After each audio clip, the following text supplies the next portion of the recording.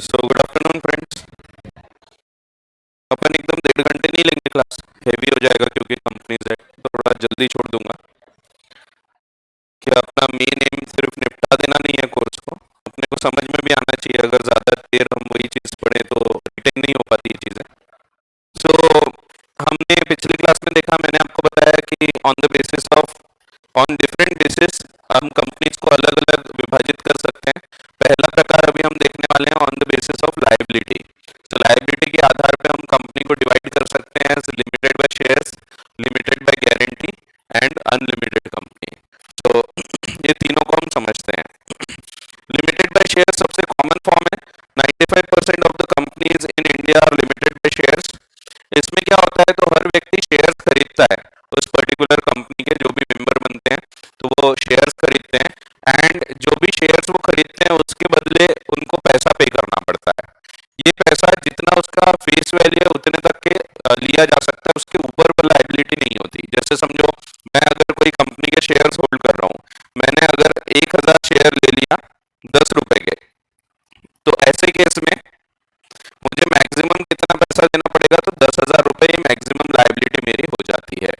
इसमें से ऑलरेडी अगर मैंने कुछ पैसा पे कर चुका हूँ, समझो इसमें 1000 शेयर्स पे ऑलरेडी 6 रुपए पेड अप है, तो 6,000 ऑलरेडी पे कर दिया हूँ, ये पेड अप है।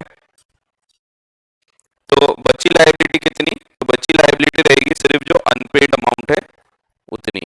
तो अनपेड है 1000 शेयर्स पे 4 रुपया, तो 4,000 रुपए मुझसे मैक्सिमम और मांगा जा सकता है। अगर मैं ये पैसा पे कर देता हूँ, पूरा 4,000 भी पे कर दिया, तो इसके ऊपर मुझसे अब कोई लायबिलिटी नहीं मांगी जा सकती। तो अगर मैं कोई कंपनी का शेयर होल्डर हूँ, जैसे समझो रिलायंस इंडस्ट्रीज लिमिटेड हो गई या कैप्स लर्निंग प्राइवेट लिमिटेड, अगर मैंने शेयर्स खरीदा और उसके पूरे पैसे दे चुका हूँ, तो इसके बाद अब मुझसे और पैसा नहीं मांगा जा सकेगा, मेरी लायबिलिटी खत्म हो गई। तो इसलिए हम लिमिटेड लायबिलिटी बोलते हैं। इसमें ऐसा नहीं होता कि पर्सनल एसेट्स भी लिए जा रहे हैं और उससे पूरी लायबिलिटीज पे ऑफ की जा रही है। तो यहाँ पे personal assets of the members are not responsible. So company is limited by shares means a company having the liability of its members. तो इनके जो members हैं इनकी liability limited होगी by memorandum. So कहाँ लिखा होता है limited liability, तो ये एक डॉक्यूमेंट में लिखा होता है जिसको हम प्यार से बोलते हैं MOA, memorandum of association, to the amount if any unpaid on the shares respectively held by them, that is their personal property cannot be undertaken to meet company's total debts. The memorandum of association mentions whether the liability of the members is limited or not. In these companies, there is a share capital divided into shares of fixed amount. The liability of shareholder is limited up to the unpaid amount of the shares held by him. Thus, if a person buys 100 shares of rupees 10 each, his maximum liability is to the extent of rupees 1000 only. He cannot be asked to pay more than this amount. If he has already paid 6 rupees on each share, then he cannot be asked more than 4 rupees. Majority of companies in India belong to this category. पता ही है आपको, accounts में देख चुके होंगे आपने ये चीज।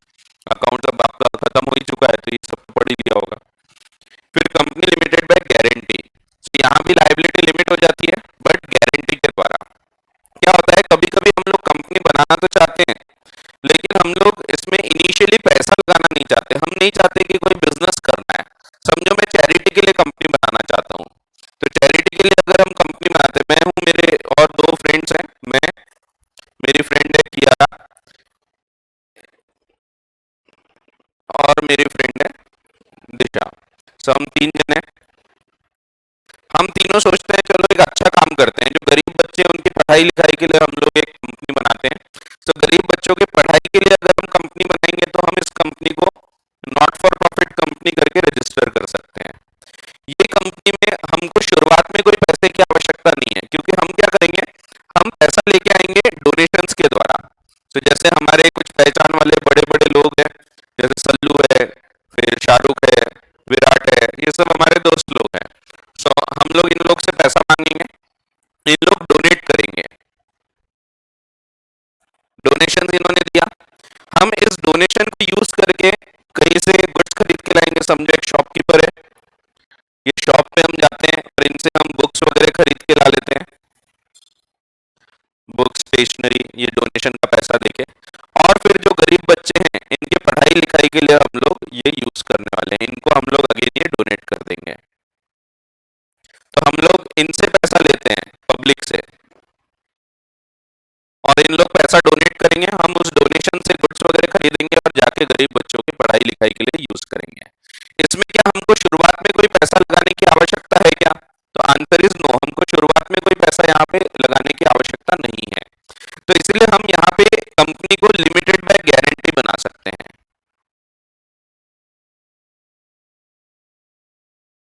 इसमें हम क्या करेंगे, हम इसकी लायबिलिटी लिमिट कर देंगे। हम बोलेंगे कि कल चलकर जब कंपनी बंद होगी तो हम पैसा लेके आएंगे। समझो कल चलकर हमने इससे गुड्स मंगा लिए थे कि कोई डोनेशन आएंगे, उससे पेमेंट देंगे और फिर बाद में डोनेशन कर देंगे। हमने बुक्स मंगाए, डोनेट कर दिए, लेकिन बाद में डोनेशन आए नहीं, तो हम इसको पैसा देने के लिए अभी लायबल हैं, पैसा देना बचा है।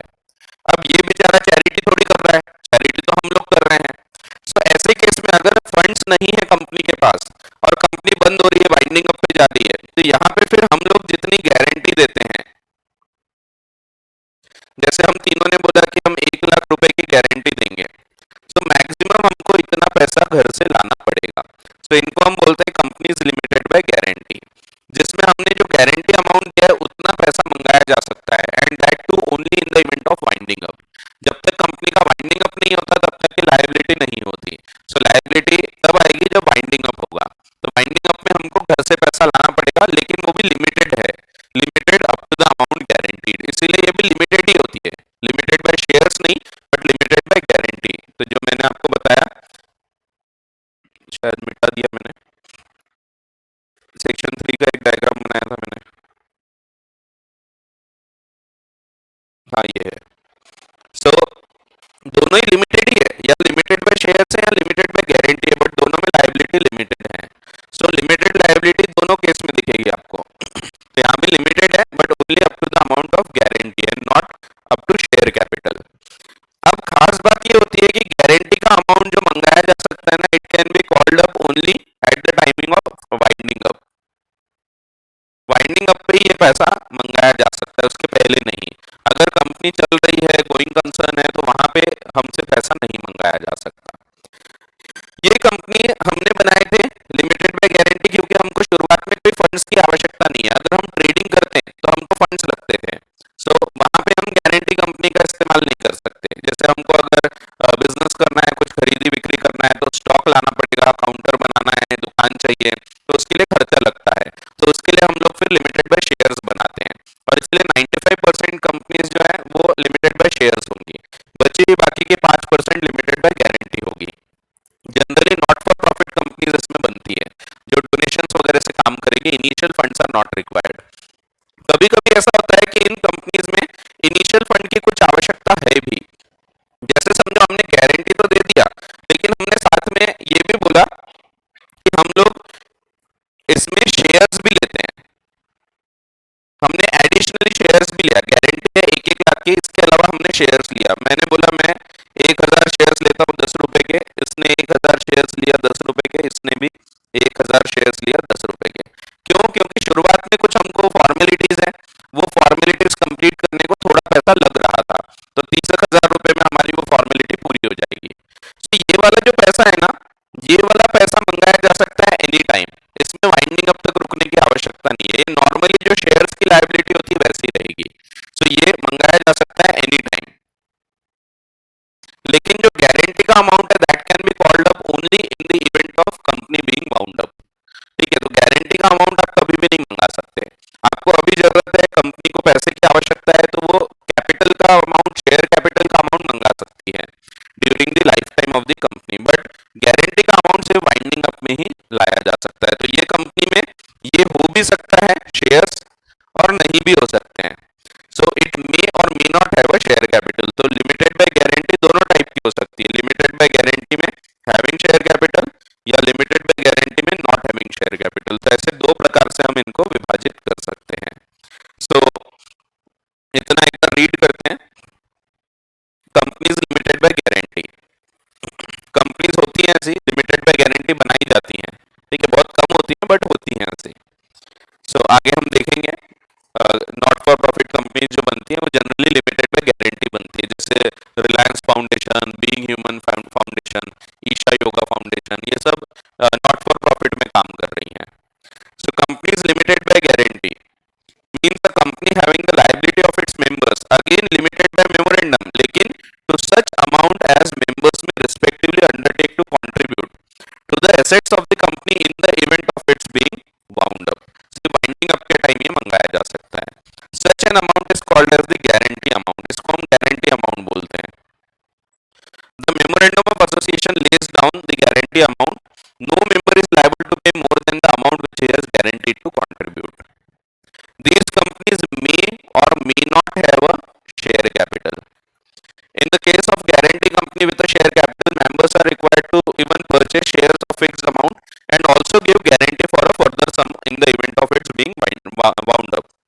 Generally, guarantee companies are formed for non-trading purposes. जैसा कि मैंने बताया, non-trading purpose charity वगैरह के लिए बनाते हैं. For example, promotion of commerce, arts, science, sports, etc. And they do not aim for profit. Chamber of Commerce, charitable institutions, sports clubs are generally organized as guarantee companies. एक case दिया आपको, कोई खास काम का नहीं है. So Narendra Kumar Agarwal versus Saroj Malu.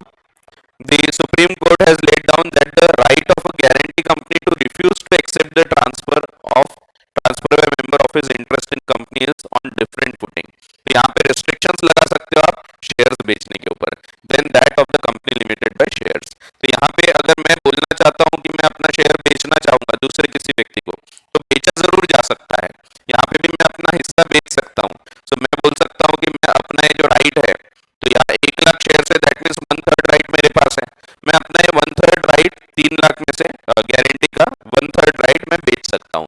तो मेरी फ्रेंड है इलू, मैं उसको बेचना चाहता हूँ तो मैं ये कर सकता हूँ, लेकिन इसकी कुछ कंडीशंस होती है, जैसे इन लोगों से पूछना. सो इसमें रिस्ट्रिक्शंस होते हैं, ये इतना इजी ट्रांसफरेबल नहीं होता.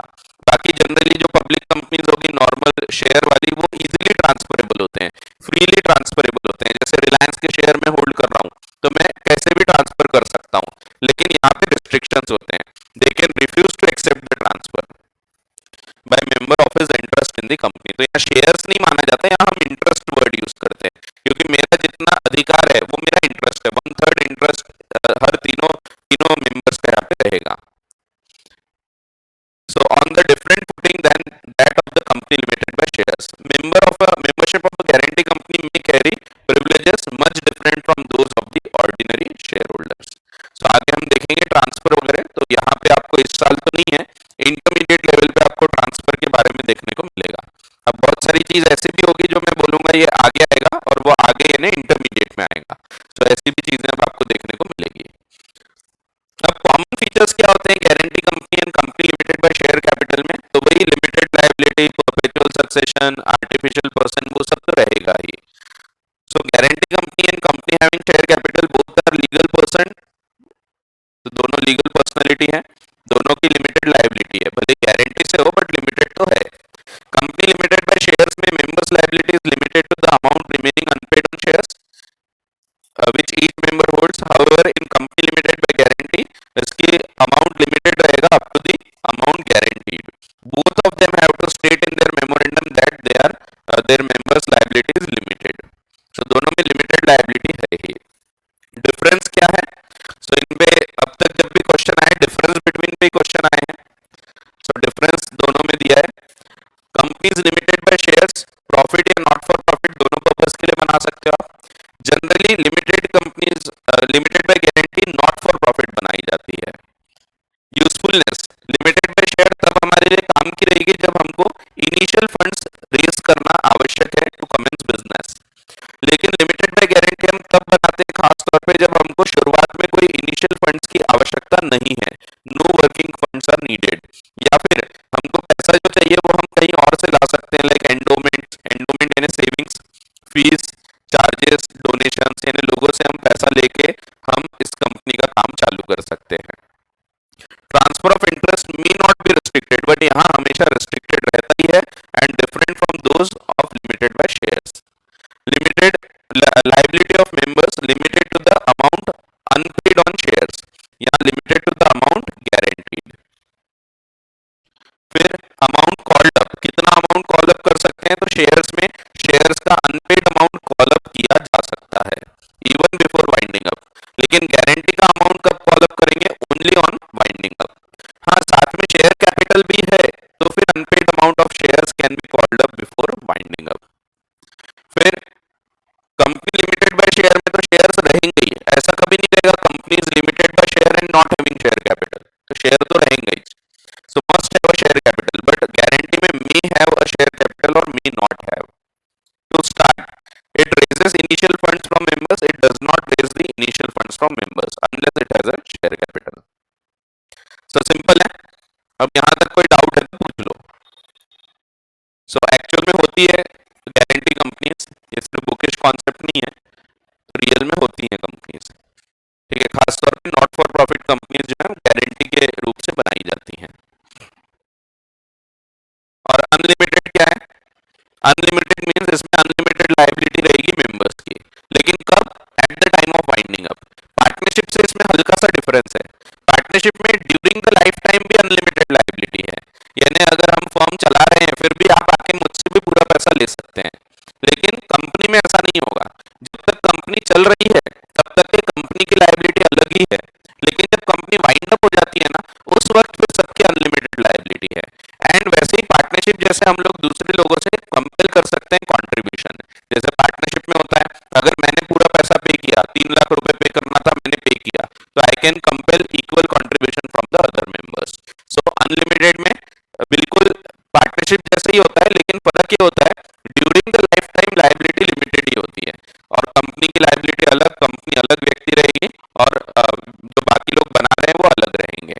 पार्टनरशिप में ऐसा नहीं होता, पार्टनरशिप में ड्यूरिंग द लाइफ टाइम में सबकी लायबिलिटी अनलिमिटेड होती है। सो उतना सा एक हल्का सा फर्क है। So an unlimited company is defined as a company not having any liability, any limit on the liability of its members. Thus, a member of an unlimited company may have unlimited liability, but he will be entitled to claim contribution, जैसा partnership में होता है, from other members. In such a company, liability of member ceases on cessation of membership. अगर मैं membership छोड़ देता हूँ, किसी और को बेच देता हूँ, तो मेरा यहाँ पे automatically liability भी खत्म हो जाएगी।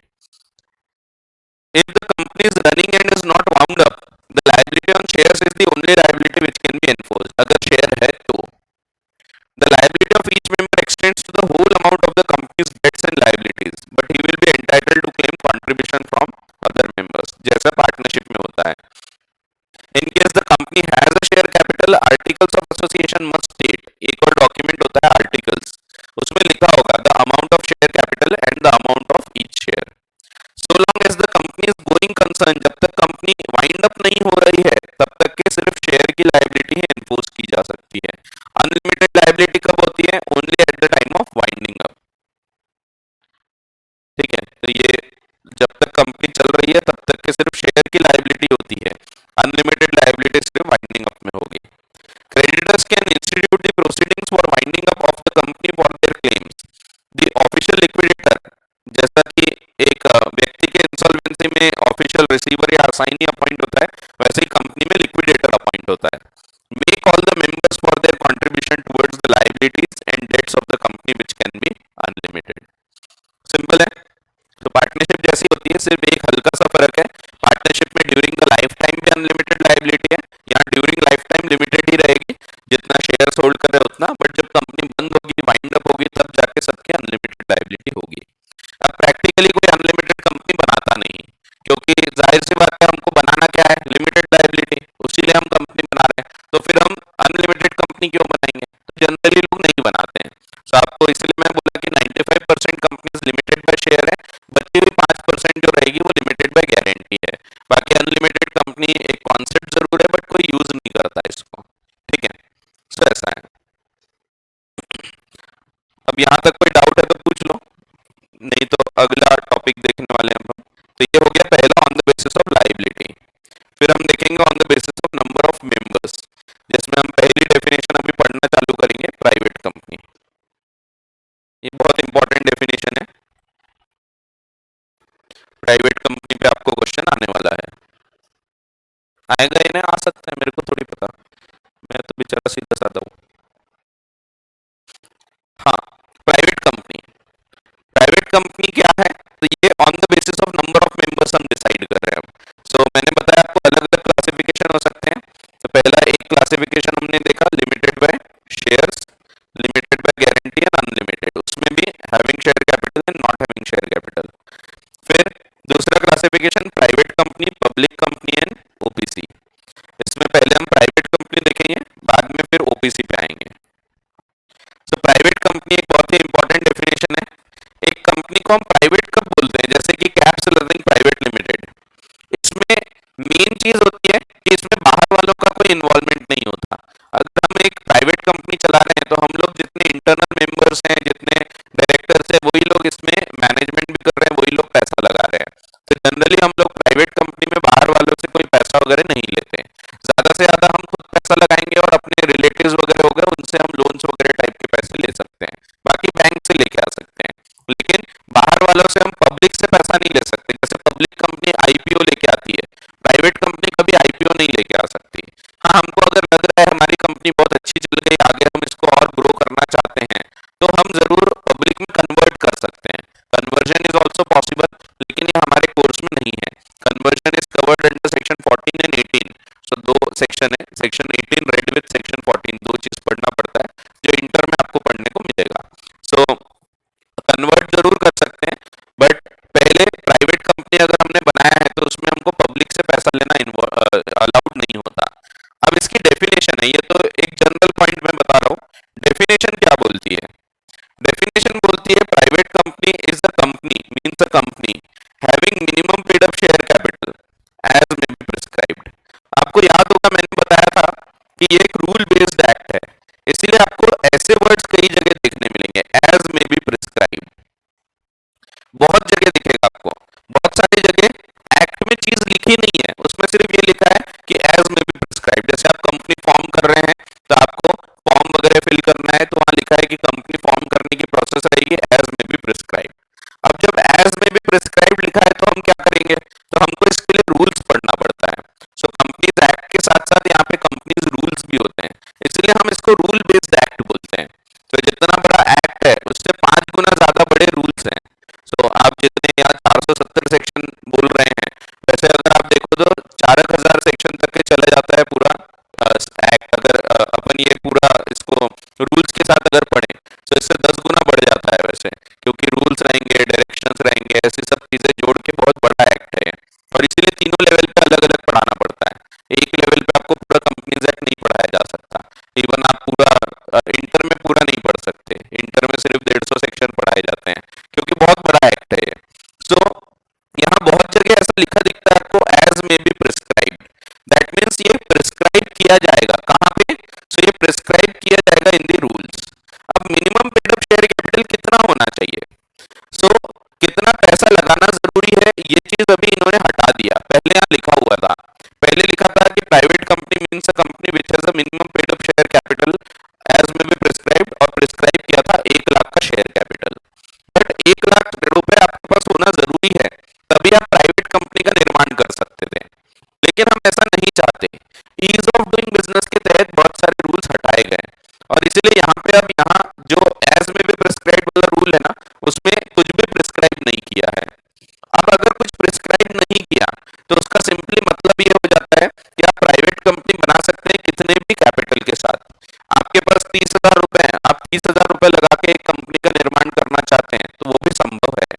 So as may be prescribe का मतलब ही है कि आपको जैसा प्रिस्क्राइब किया जाएगा वैसा उतना कैपिटल लाना पड़ेगा, और अभी प्रिस्क्राइब क्या किया है तो कुछ भी नहीं किया है।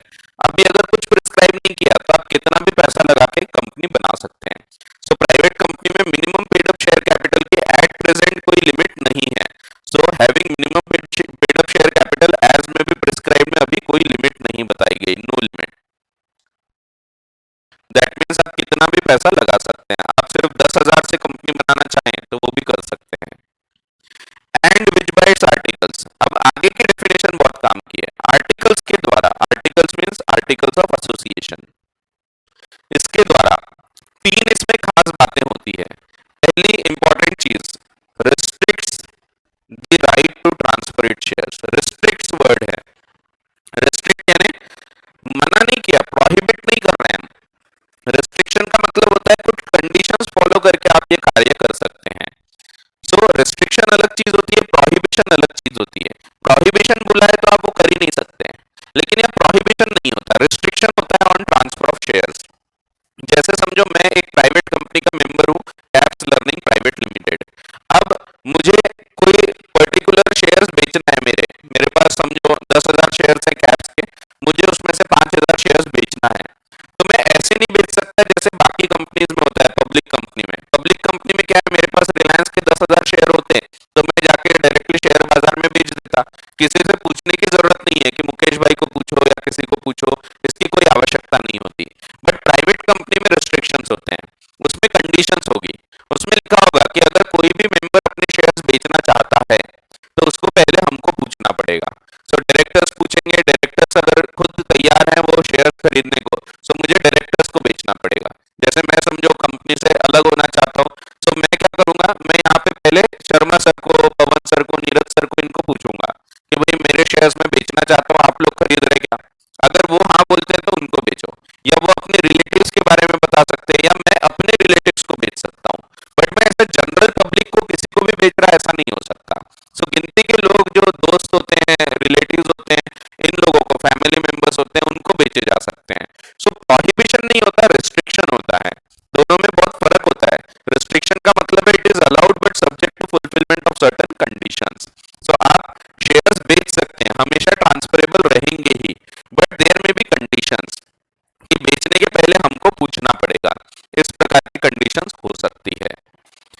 तो पहली जो इम्पोर्टेंट चीज होती है प्राइवेट कंपनी में, अब ये इतना इम्पोर्टेंट नहीं रह जाता minimum share paid up share capital, क्योंकि कोई लिमिट ही नहीं बताई है।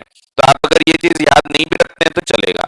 पहली चीज है आर्टिकल्स के द्वारा, आर्टिकल्स ऑफ एसोसिएशन में ये चीज लिखी होगी that transfer of shares is restricted. जब भी आप कोई कंपनी का आर्टिकल्स ऑफ एसोसिएशन उठा के देखोगे, उसमें आपको ये पॉइंट लिखा हुआ दिखेगा कि restriction on right of transfer of shares रहेगा। फिर इसमें मैक्सिमम नंबर ऑफ मेंबर्स की भी लिमिट है। सेकेंड पॉइंट वही बताता है, accept in case of OPC, OPC को छोड़ के लिमिट्स, रोक रहा है, लिमिट लगा रहा है, किस चीज की? नंबर ऑफ मेंबर्स की, limits the number of members to 200। So 200 maximum numbers हो गए, तो इसी का मतलब हो गया मैक्सिमम कितने मेंबर्स हो सकते हैं? तो 200। मिनिमम लिखा है सेक्शन 3 में कि मिनिमम 2 लोग चाहिए, तो ये सेक्शन 3 में लिखा है minimum 2 persons are required. And section 2 clause 68 बताता है कि मैक्सिमम कितने चाहिए। तो सेक्शन 2 क्लॉज 68 ये प्राइवेट कंपनी के मैक्सिमम, इससे ऊपर नहीं होना चाहिए। तो इसके ऊपर होंगे तो आप प्राइवेट कंपनी नहीं चला सकते, फिर आपको कन्वर्ट करना पड़ेगा पब्लिक में। तो कन्वर्जन हमको नहीं है कोर्स में, अगले साल रहेगा, उसकी पूरी प्रक्रिया रहेगी कन्वर्जन कैसे होता है। सो इस साल नहीं है, अगले साल देखेंगे। So except in case of OPC, इस पॉइंट से एक चीज और समझ में आती है, ओपीसी को छोड़ के बाकी की कंपनीज में, यानी आपको समझ में आना चाहिए कि प्राइवेट कंपनी का ही एक प्रकार ओपीसी है, ओपीसी अलग नहीं है, OPC is a type of private company. So इसीलिए मैं पहले प्राइवेट कंपनी की डेफिनेशन आपको बता रहा हूं। So except in case of OPC, तो प्राइवेट कंपनी मींस ऐसी कंपनी जो लिमिट लगाती है नंबर ऑफ मेंबर्स पे अप टू 200। अब यहाँ भी एकदम क्लियर है कि ओपीसी है तो उसमें तो एक ही मेंबर रहेगा, उसका नाम ही है वन पर्सन कंपनी, मिनिमम भी एक और मैक्सिमम भी एक। लेकिन इसके अलावा कोई और प्राइवेट कंपनी होगी तो मैक्सिमम लिमिट कितनी है? 200 मेंबर्स की। अब ये 200 लोगों को जब हम काउंट करते हैं ना, इसके कुछ रूल्स हैं। कभी कभी हम लोग क्या करते हैं, अपने एम्प्लॉयज को भी शेयर्स दे देते हैं, एम्प्लॉय को मेंबरशिप दे दिया। जैसे अब हम लोग इतना पैसा कमाते हैं, बहुत पैसा कमा रहे हैं हम लोग कंपनी बना के, तो इन एग्जांपल्स का वास्तविकता से कोई संबंध नहीं है। अब समझो हम लोग बहुत पैसा कमा रहे हैं, 10-15 करोड़ रुपए हम हर साल कमा ही लेते हैं। अब हम चाहते हैं यार हमारे एम्प्लॉयज भी तो इतने साल से जुड़े हैं, आकाश भैया 20 साल से जुड़े हैं अपने यहाँ पे, तो इतने साल से जुड़े हुए हैं, इतने पुराने एम्प्लॉय हैं, हम चाहते हैं उनको भी इसका फायदा मिलना चाहिए शेयर्स का। तो हम लोग क्या करते हैं, इनको एसॉप्स दे देते हैं, कभी कभी एम्प्लॉय स्टॉक ऑप्शन प्लान होता है जिसमें हम एम्प्लॉयज को शेयर्स दे देते हैं। अब हमने एम्प्लॉयज को शेयर्स दे दिया, हमने आकाश भैया को बुलाया, उनको हमने 1,000 शेयर्स दे दिए कैप्स के। अब यहाँ पे आकाश भैया को क्यों शेयर्स दिए? क्योंकि वो हमारे एम्प्लॉय हैं। ऐसे केस में हम आकाश भैया को काउंट नहीं करेंगे 200 लोगों में। सो 200 लोगों में एम्प्लॉयज को काउंट नहीं करना है, जिनको हमने एसॉप्स के रूप से शेयर दिए उनको काउंट नहीं करना है। तो हमने अगर एम्प्लॉयज को भी कवर किया है, हमने उनको भी शेयर्स दिए हैं, तो वो मेंबर जरूर हैं, बट ये 200 लोगों में उनको काउंट नहीं करेंगे। एम्प्लॉयज को भी दे सकते हैं शेयर्स, ठीक है। तो एम्प्लॉयज काउंट नहीं किए जा सकते हैं इसमें, जो प्रेजेंट एम्प्लॉय है वो भी नहीं, और जो पास्ट एम्प्लॉय है वो भी काउंट नहीं होंगे। जैसे समझो आकाश भैया को हमने शेयर्स दिए थे, अब फिर वो बोलते हैं कि मैंने सर बहुत काम कर लिया, बहुत अच्छा पैसा जम गया है, मेरे पास 2-3 करोड़ रुपए जम चुके हैं, अब मैं रिटायरमेंट लेना चाहता हूँ। अब उन्होंने कैप्स में रिटायरमेंट ले लिया, उन्होंने वॉलेंटरी रिटायरमेंट ले लिया और अपना खुद की लाइफ एंजॉय कर रहे हैं। एग्जाम्पल है, वास्तविकता से संबंध नहीं है। अब ऐसे केस में उनके पास शेयर्स अभी भी रखे हैं, शेयर्स नहीं बेचे उन्होंने, तो क्या अब काउंट करेंगे क्या उनको? तो नहीं, अभी भी काउंट नहीं करेंगे। सो पास्ट एम्प्लॉयज को भी काउंट नहीं करते हम, जिनको हमने शेयर्स दिए थे एसॉप्स के रूप से और अभी भी वो होल्ड कर रहे हैं शेयर्स, भले उनका एम्प्लॉयमेंट सीज हो चुका है, एम्प्लॉयमेंट से वो हट चुके हैं, बट अभी भी हम उनके ये इनको नंबर ऑफ पर्सन में काउंट नहीं करेंगे। सो 200 में हम एम्प्लॉयज को काउंट नहीं करते, एम्प्लॉयज एक्स्ट्रा हो सकते हैं। सो 200 के बाद हमको और एम्प्लॉय जोड़ना है तो हम ये कर सकते हैं। सो 200 लोगों में employees will not be counted, and साथ में joint holders will be counted as one. Joint holder यानी दो जन मिलके जब शेयर होल्ड कर रहे हैं, जैसे मैं और मेरी वाइफ मिलके शेयर्स होल्ड कर रहे हैं कैप्स में, सो यहाँ पे हम दोनों मिलके तो होल्ड कर रहे हैं, लेकिन यहाँ हम लोगों को एक ही माना जाएगा, दो व्यक्ति नहीं माने जाएंगे। So for the purpose of this clause joint holders will be counted as one member only. So भले ही वो लोग दो लोग हैं, बट वो लोग मिलके अगर एक शेयर होल्ड कर रहे हैं या जॉइंट होल्डिंग में कुछ शेयर्स होल्ड कर रहे हैं, सो उनको हम वन सिंगल मेंबर काउंट करते हैं for the purpose of 200 members. ये लिमिट के लिए हम उनको सिर्फ एक ही मानेंगे। सो ये आगे प्रोवाइडेड प्रोविजन दिया है, ये actual wordings of the act है। Provided that where two or more persons hold one or more shares in a company jointly, they shall, for the purpose of this clause, be treated as a single member. तो उनको एक मानेंगे।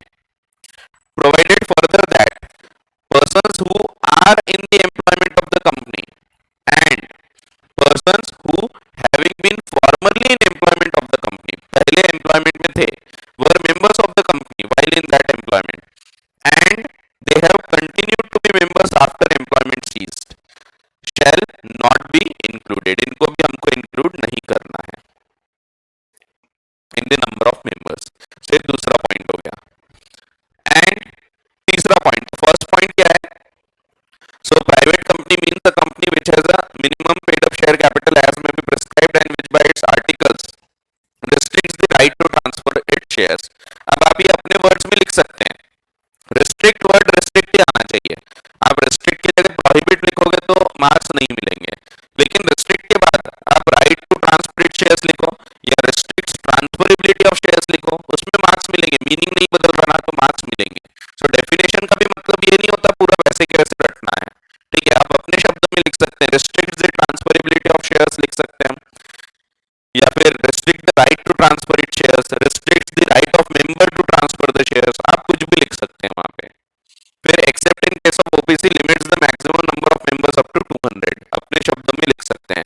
Provided that while counting the number of members, two और मोर persons who are holding shares jointly shall be counted as one single member, and provided further that persons who are in employment of the company or who were in employment, आप इसको भी आसान शब्दों में लिख सकते हैं, ये प्रेजेंट एम्प्लॉयज की बात हो रही है एंड ये पास्ट एम्प्लॉयज की बात हो रही है, they shall not be counted for the purpose of counting the number of members. इनको काउंट ही नहीं करना है, ठीक है, इनको काउंट करना है लेकिन इनको वन काउंट करना है। एंड तीसरी जो सबसे इंपॉर्टेंट चीज होती है प्राइवेट कंपनी में, प्रोहिबिट्स। अब यहाँ रिस्ट्रिक्शन नहीं है, ये प्रोहिबिशन है, आपको ये करना ही नहीं है, बिल्कुल भी नहीं। Any invitation to public to subscribe for any of the securities, कोई भी सिक्योरिटीज हम पब्लिक को नहीं दे सकते, एनी सिक्योरिटी, सिर्फ शेयर्स नहीं, हम डिबेंचर्स भी पब्लिक को इश्यू नहीं कर सकते। सो प्रोहिबिट्स पब्लिक सब्सक्रिप्शन, इसी को आसान शब्दों में हम बोले तो prohibits public subscription to any securities. So कोई भी सिक्योरिटीज का पब्लिक सब्सक्रिप्शन हम नहीं देंगे, दैट मींस पब्लिक से हम पैसा नहीं लेंगे, then it is called as private company. तो प्राइवेट कंपनी में ये एक इंपॉर्टेंट फीचर और रहेगा, ठीक है। सो ये तीनों पॉइंट आपको ध्यान रखना है। पहले कई बार इसकी डेफिनेशन डायरेक्ट पूछी गई है, वैसे के वैसे आपको डेफिनेशन पूछ ली जाती थी, बट आजकल डेफिनेशन को भी केस स्टडी बना के पूछते हैं, तो अपने बुक में पहले से ही थी वैसे केस स्टडी, बट बाद में इंस्टीट्यूट जो पूछ रहा है अब केस स्टडी के रूप से ही पूछ रहा है। चलो कुछ क्वेश्चन बता देता हूँ।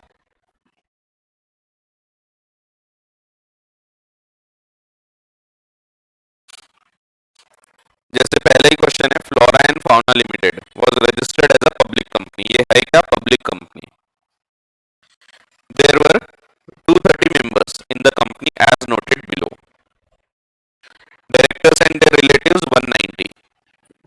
Employees 15.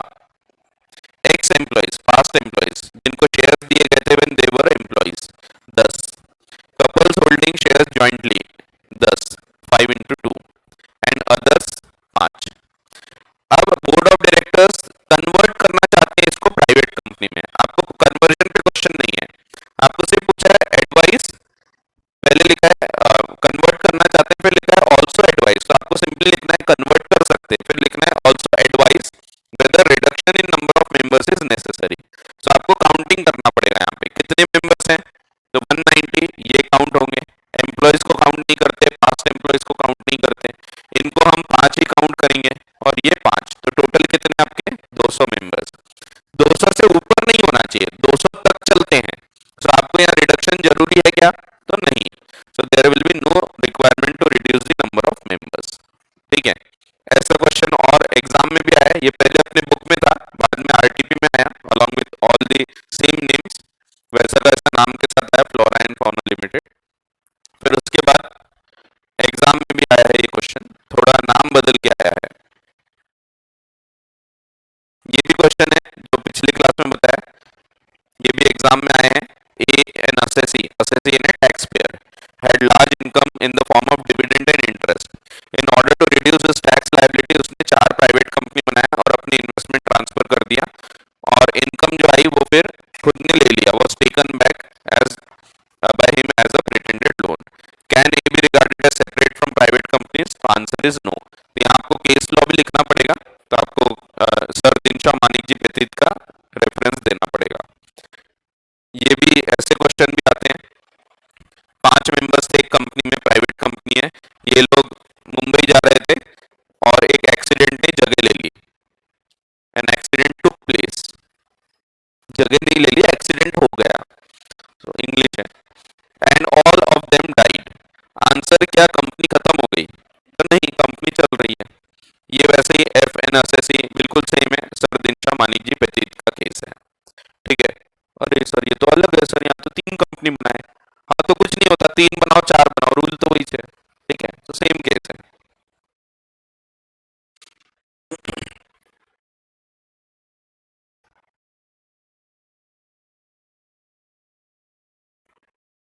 सो ये वाला है एबीसी लिमिटेड, जैन 21 में आया है, इसमें 245 मेंबर है, 190 डायरेक्टर्स हैं, एम्प्लॉयज है 15, इनको काउंट नहीं करेंगे, पास्ट एम्प्लॉयज है 20 एंड जॉइंट होल्डर्स हैं 20, जिसमें से 10 यानी 10 जॉइंट होल्डर्स हैं जिसमें फादर एंड सन मिलके होल्ड कर रहे हैं, इन्हें 10 काउंट होंगे, तो टोटल 200 लोग हैं।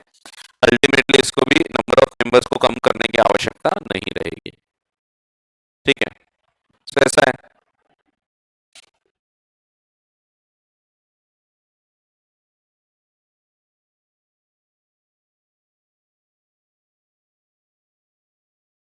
तो इस प्रकार से क्वेश्चन आपको केस स्टडी बना के पूछे जाते हैं।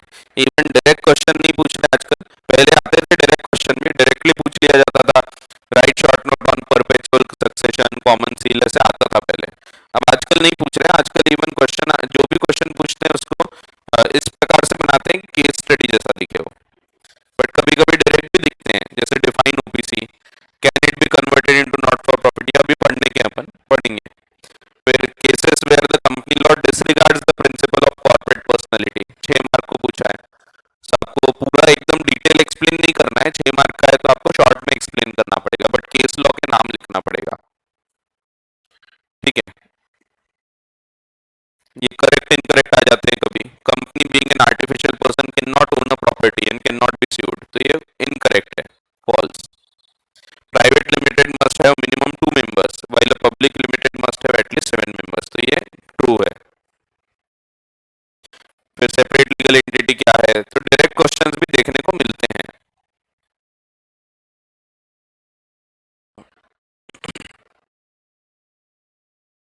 ये भी है, explain the concept of corporate will, तो पहले आपको सॉल्मन वर्सेस सॉल्मन बताना पड़ेगा इसमें कॉर्पोरेट विल कॉन्सेप्ट में। तो सॉल्मन वर्सेस सॉल्मन से ये पता लगता है कि कंपनी अलग है और व्यक्ति अलग है। सो बहुत डीप में नहीं, मार्क्स के ऊपर होगा, ये 6 मार्क का रहा होगा। Briefly state the circumstances when the corporate veil can be lifted as per the provisions of companies act 2013। ठीक है, तो आपको वो 5 केसेस, वैसे 6 बताया मैंने, बट आप 5 भी लिखते हैं तो चलेगा, वो लास्ट वाला न्यू होराइजन्स लिमिटेड का नहीं भी लिखोगे तो चलेगा। ठीक है, तो बाकी आपको लिखना पड़ेगा। तो डायरेक्ट क्वेश्चंस भी आते हैं, ज्यादातर तो केस स्टडीज पूछी जाती हैं, बट कभी कभी डायरेक्ट क्वेश्चंस भी देखने को मिलते हैं।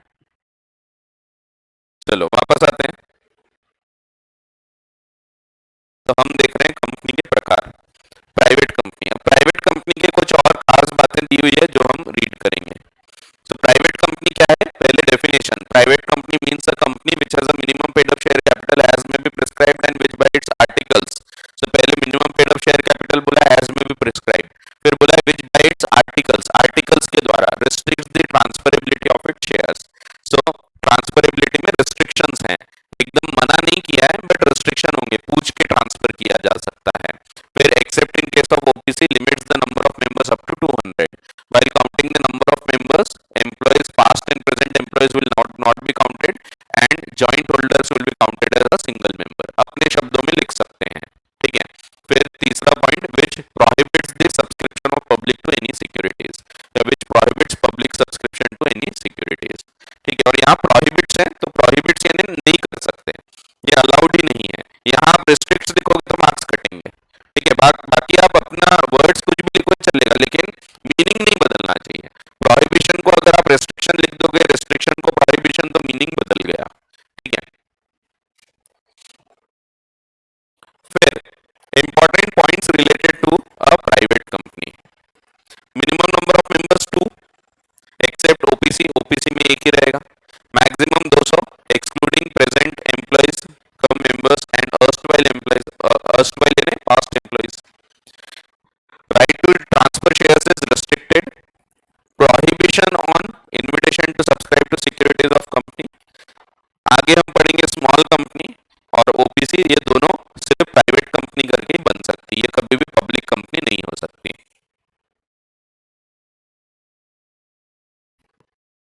यहां तक कोई डाउट है तो पूछ लो, फिर पब्लिक कंपनी के बारे में बता देता हूँ।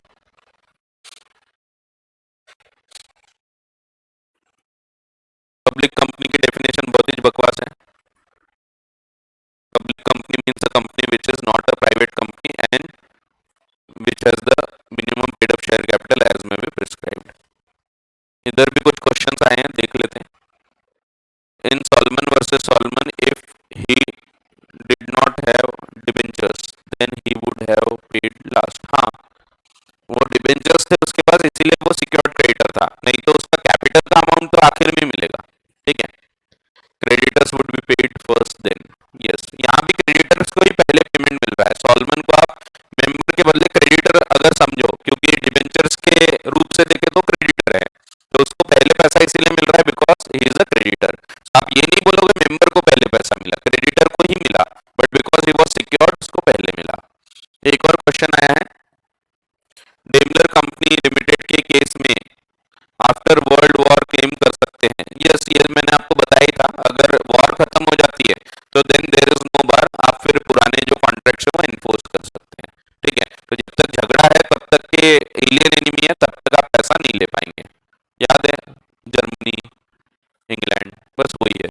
सो बाद में आप पैसा क्लेम कर सकते हैं। ठीक है,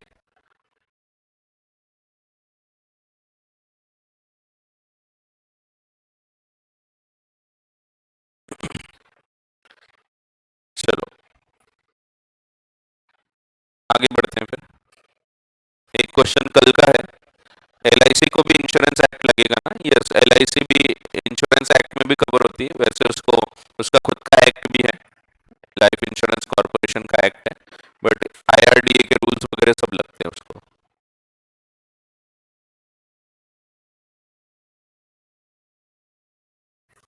ठीक है, पब्लिक कंपनी की डेफिनेशन बहुत ही बकवास है, पढ़ लेते हैं एक बार। Public company means a company which is not a private company. कितना डिफिकल्ट है, इसीलिए क्वेश्चन नहीं आता इस पे, क्योंकि कुछ है ही नहीं उसमें समझाने लायक। और दूसरा point, has a minimum paid up share capital as may be prescribed. At present कुछ भी प्रिस्क्राइब नहीं किया है।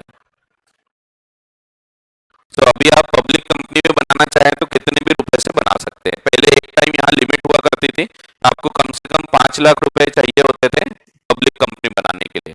बट जैसा कि मैंने बताया, ईज ऑफ डूइंग बिजनेस को बढ़ावा देना है, इसीलिए यहाँ से लिमिट्स को हटाया गया है। क्योंकि बहुत मुश्किल हो जाता था कि आपके पास इतना पैसा है तभी आप कंपनी बना पाओगे, तो इसलिए ये वाले रूल्स को हटा दिया। फिर प्रोवाइडेड, अब प्रोविजो इंपॉर्टेंट है, थोड़ा एक्चुअल वर्डिंग्स दी है, मैं इसको पहले आसान शब्दों में बता देता हूँ। प्रोविजो इंपॉर्टेंट है क्योंकि बहुत सारे जगह काम आता है। एक कंपनी है, private company, caps learning private limited.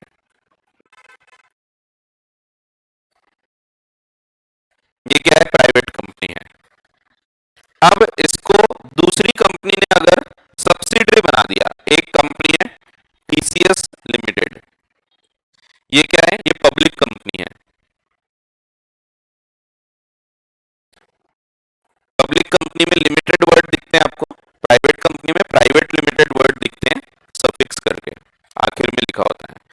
ये वैसे प्राइवेट कंपनी है क्योंकि ये प्राइवेट लिमिटेड रजिस्टर्ड हुई है, साथ में इसके आर्टिकल्स में वो तीनों रिस्ट्रिक्शंस लिखे होंगे, restriction on right of members to transfer share, limit on the number of members to 200 and prohibition from public subscription.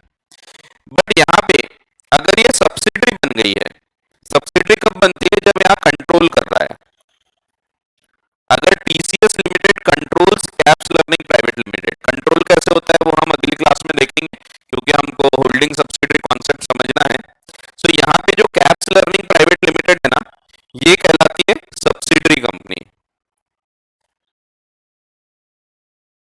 और ये कहलाती है होल्डिंग कंपनी। अब अगर एक कंपनी वैसे तो प्राइवेट है क्योंकि उसके नाम में लिखा है private limited, but it becomes a subsidiary of a public company, then it will be deemed as public company, इसको भी हम पब्लिक मान लेते हैं।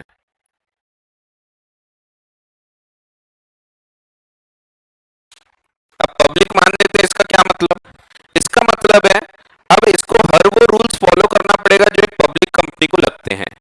जैसे प्राइवेट कंपनी को ना बहुत सारे एग्जम्पशंस दिए होते हैं, प्राइवेट कंपनी को बहुत सारी चीज करने की जरूरत नहीं होती। जैसे कि प्राइवेट कंपनी को रेगुलरली हर अकाउंट्स वगैरह पब्लिश करना हर क्वार्टर में, ये सब रिक्वायरमेंट नहीं रहेगी।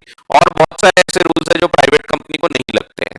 सो आगे देखेंगे हम, तो अभी इस साल तो आपको नहीं है ज्यादा, बट अगले साल आपको दिखेगा बहुत जगह लिखा है प्राइवेट कंपनी को ये करने की जरूरत नहीं, वो करने की जरूरत नहीं, ऐसे बहुत सारे एग्जम्पशंस दिए गए हैं। लेकिन अगर ये पब्लिक मान ली गई तो इसका वो एग्जम्पशन खत्म हो जाएंगे। इसका ये मतलब बिल्कुल नहीं है कि अब कैप्स पब्लिक से पैसा ले सकती, ऐसा नहीं है, क्योंकि इसके आर्टिकल्स में तो अभी भी ये लिखा है ना, तो वो तो फॉलो करना ही पड़ेगा। जो आर्टिकल्स में लिखा है आप ये ओवरराइड नहीं कर सकते। सो फर्क क्या पड़ेगा कि जो प्रोसीजर लगती है पब्लिक कंपनी को वो लगने लगेगी। इन सिंपल टर्म्स, जो रूल्स पब्लिक कंपनी को लगते हैं वो लगेंगे। इसका मतलब ये बिल्कुल नहीं है कि हम 200 से ज्यादा मेंबर्स ले जा सकते हैं, ऐसा नहीं है, क्योंकि आर्टिकल्स में जो रिस्ट्रिक्शंस है वो आपको फॉलो करना ही है। ठीक है, सो यही चीज प्रोविजो में लिखी हुई है, एक्चुअल वर्डिंग्स दी है। अगर इसको आसान शब्दों में हम पढ़ें तो आसान शब्दों में यहाँ दिया है, subsidiary of a public company is deemed to be a public company. ठीक है, so subsidiary of a public company is also deemed as a public company, तो इसको भी हम पब्लिक कंपनी मान लेंगे। एक सेकेंड,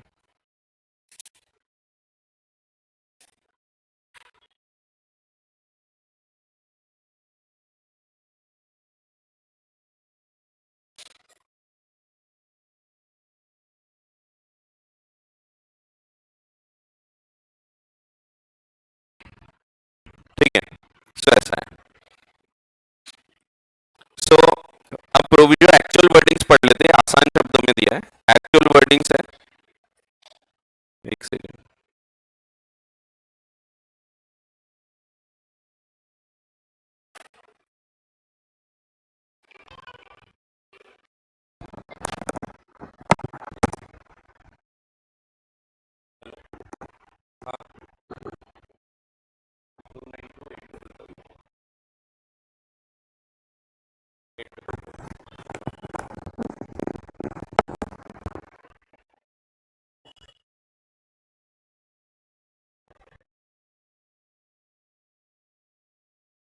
दूसरा तो आने का है।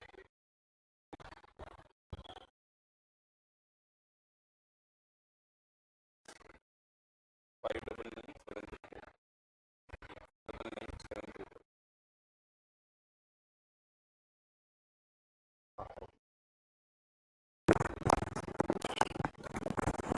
हाँ तो ऐसा है। हाँ तो ऐसा ओटीपी सीवीवी ये सब शेयर नहीं करना चाहिए। ठीक है, चलो तो पब्लिक कंपनी, इसमें जो प्रोविजन है इसको रीड करते हैं।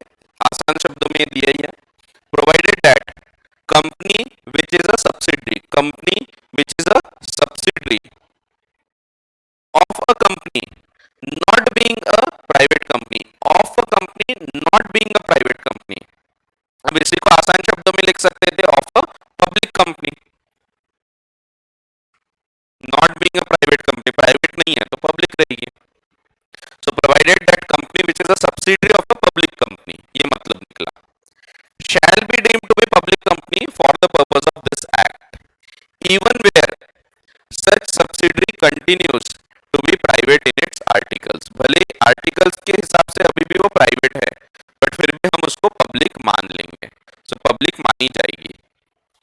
ठीक है, तो इन सिंपल टर्म्स एक कंपनी जो सब्सिडरी ऑफ पब्लिक कंपनी है वो पब्लिक मानी जाएगी, भले ही वो प्राइवेट है, आर्टिकल्स में प्राइवेट लिमिटेड वगैरह सब दिया हुआ है बट फिर भी वो पब्लिक मानी जाएगी। Important points related to public company, पहला it is not a private company, simple है, articles do not have restricting clauses, shares freely transferable होंगे। अब रिस्ट्रिक्शन क्लॉजेस नहीं है उसी का मतलब क्या है, यहाँ रिस्ट्रिक्शन था, रिस्ट्रिक्शन नहीं रहेगा, shares will be freely transferable. जैसे रिलायंस के मैं शेयर्स होल्ड कर रहा हूँ तो वो फ्रीली ट्रांसफरेबल है, मैं जब चाहूँ उसको बेच सकता हूँ। फिर वहां नंबर ऑफ मेंबर्स की लिमिट नहीं होगी, वहां कितने भी लोग हो सकते हैं, लाखों करोड़ों लोग भी हो सकते हैं उसमें members. And prohibition on public subscription नहीं होगा, हम पब्लिक से पैसा ले सकते हैं, पब्लिक को सिक्योरिटीज दे सकते हैं। सो वही दिया है, shares are freely transferable, minimum number of members 7 रहेंगे। अब ये सेक्शन 3 में दिया है, मैक्सिमम की कोई लिमिट नहीं है। ठीक है, और पब्लिक से पैसा ले सकते हैं। अब सेक्शन 3 के कुछ वर्डिंग्स दिए हैं यहाँ, सेक्शन 3(1)(a), इसके हिसाब से company may be form for any lawful purposes by 7 or more persons where the company to be formed is to be a public company. तो पब्लिक कंपनी बना रहे हो तो 7 और मोर पर्संस आपको चाहिए। ठीक है, सो प्राइवेट कंपनी में 2 लोग चाहिए, पब्लिक कंपनी में 7 लोग चाहिए कम से कम। अब यहां तक कोई डाउट है तो आप पूछ सकते हैं, कोई भी डाउट।